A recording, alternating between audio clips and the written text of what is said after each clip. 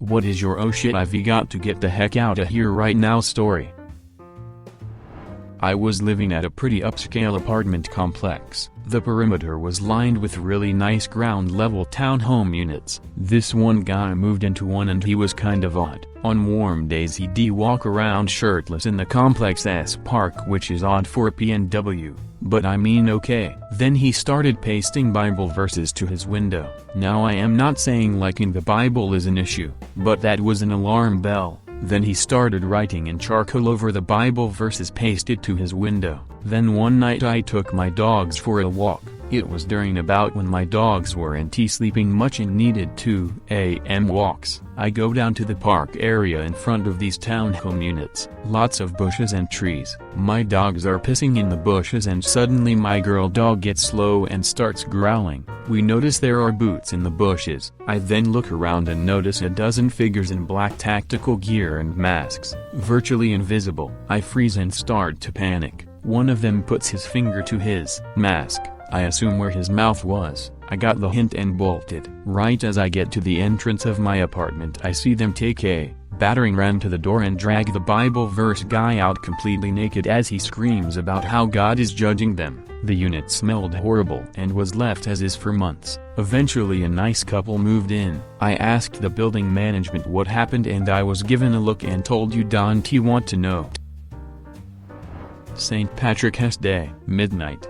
I 26 at the time. F was walking home from the Irish bar I worked in, saw a lad attack a girl and run. Checked on the lass to make sure she was alright, stayed with her until the police arrived, gave my statement, told them I was nervous about walking home. 2 guys who were on the scene offered to walk me home. Policeman said there you go, you resorted, that's right. Sent me off with 2 strangers. I scolded myself for being so nervous, told myself it was really nice of them to offer to walk me home. We were about halfway to my house when they started talking about what they witnessed, how that girl deserved to be attacked, and that their friend the attacker had done nothing wrong. My spidey senses weren't just tingling, they were electrifying. We were coming up to the last populated street before the dark alleyway and then the park that I needed to walk through to get home. I knew if I kept walking with these guys, I was in danger. I just ducking knew. I checked my phone and told them my friend was in the conveniently nearest club just across the road, thanked them for their offer to walk me home, and headed to the club entry before they could say anything. Jumped in a taxi. As we drove past the alleyway those duckers were waiting for me. They called my bluff about going into the club, and they were watching out for me. I don't know what they have done to me, but that's my biggest listen to your instincts story, and I am really ducking glad I did. I was kicking myself because my manager, who was also my friend mutual crush, had offered to walk me home, but I didn't want him having to walk all the way home himself in the other direction after. Living in Baltimore some years back, and I was driving home through a rough area of the city. Sitting at a stoplight behind an already stopped car, another pulls up next to me on the right. Not really thinking anything of this. The light turns green. Neither of these cars move and I see a car zipping up behind me. I look to my left and I see 2 guys running towards me. I am so thankful that I left a good deal of space between me and the car in front. I hooped it around the car I front and sped off. Pretty sure I was going to be a victim of a carjacking or maybe something worse. Glad they timed their plan and I gave myself that space. Lesson here is always keep your head on a swivel in Baltimore. Was sleeping at a friend's house, went to the kitchen to get some water. Her father hugged me from behind. I was 14, I guess. Never went to their house again.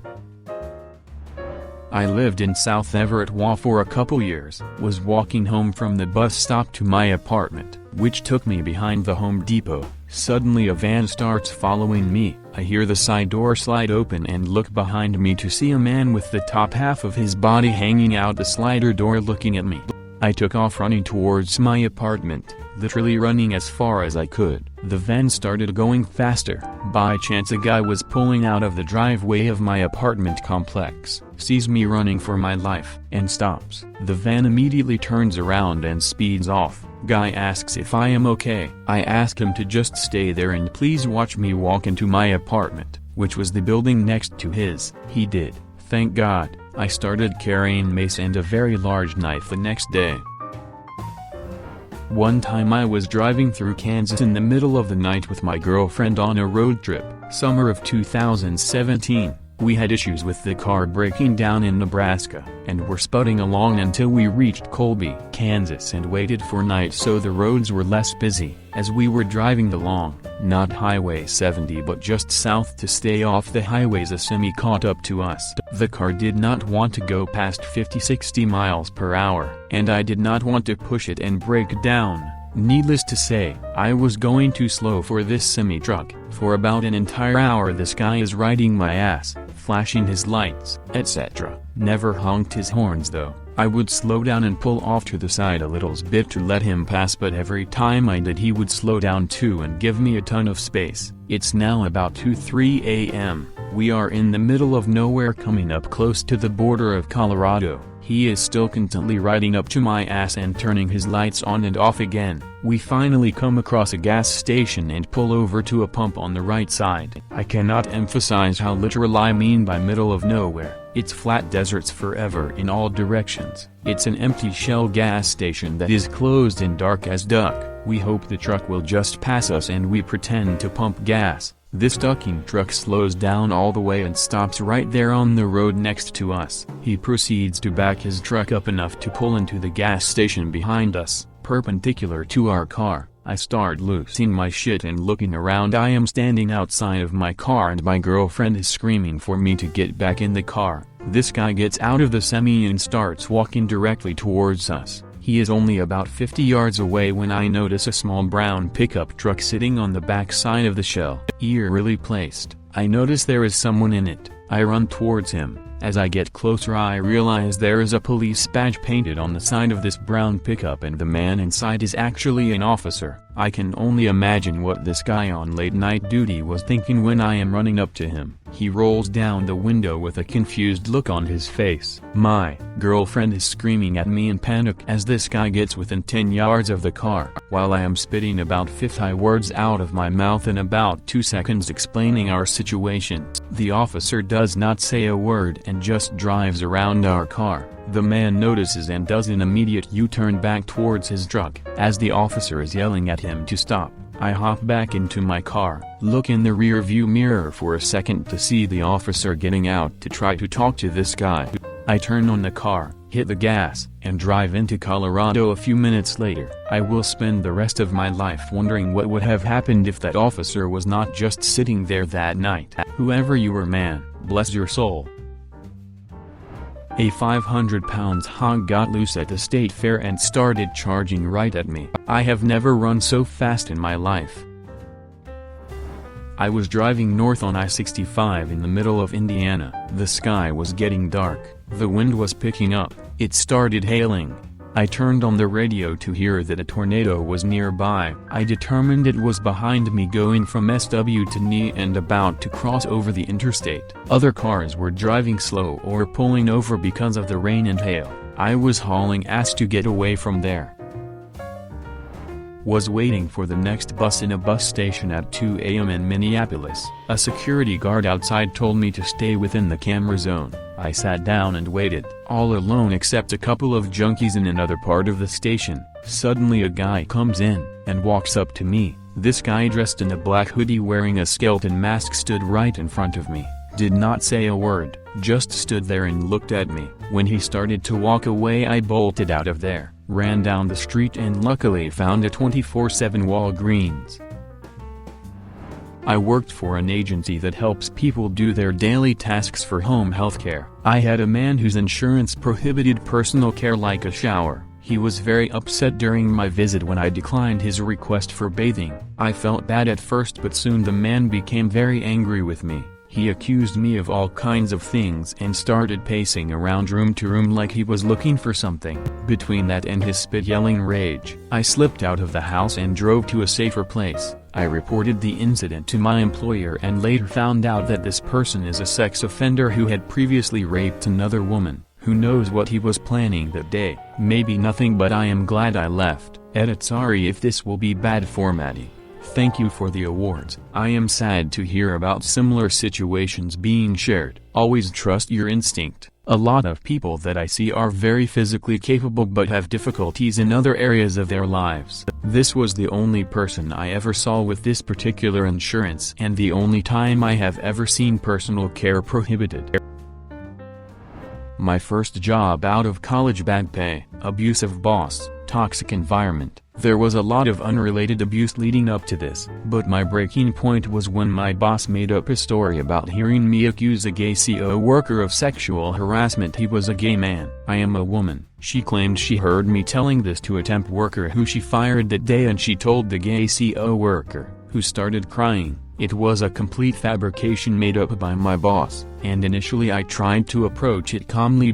I knew I did not accuse this man of anything, and I thought maybe this was some awful misunderstanding. But my boss went on and on about how serious making false allegations was and how I was making it hard for other people to work there. I realized she might have made the whole thing up intentionally versus some misunderstanding. When I told her I quit, she backtracked pretty hard and tried to offer me the day off, then the week off. This woman had a history of intentionally trying to pit us employees against each other, but this situation was so outrageous, so scary, so confusing and unwarranted that I just grabbed my shit and left. Looking back, I am not glad I had this shit job, but I am glad that it taught me what I would not put up with in a work environment.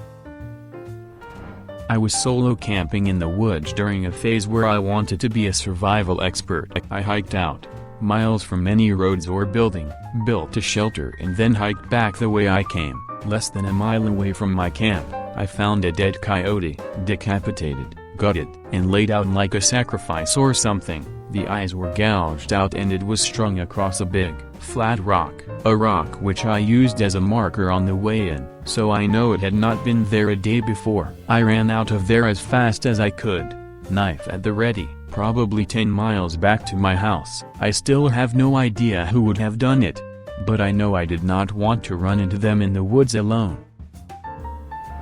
My friend and I met at Waffle House for lunch. A guy came into the restaurant looking for a piece of paper that he had accidentally left on a table. The waitress did not know where the paper was located and might have thrown it away. The guy got upset, saying the paper was important and he was going home to get his gun stored under his mattress. My friend and I quickly paid our check and got the heck out of the restaurant.